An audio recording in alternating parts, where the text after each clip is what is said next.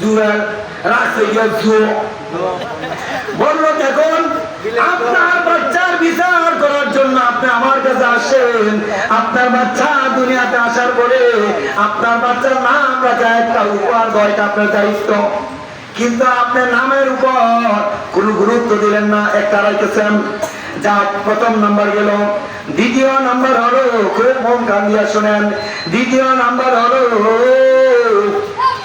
জিজ্ঞাসা করলো যে আপনার এই বাচ্চা আপনার সাথে দুষ্টামি করে, আপনার সাথে বেয়াদবি করে, বেয়াদবের মতো কথা বলে, এই বাচ্চার কি দায়িত্ব ছিল আপনার?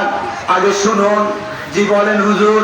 বলতেছে এই বাচ্চা যখন 7 বছর হয়ে যায় আপনি কি নামাজের জন্য উৎসাহিত করছেন কিনা? বলেন না, আমি তো নামাজের কথা বলি নাই। গেল দ্বিতীয় নাম্বার।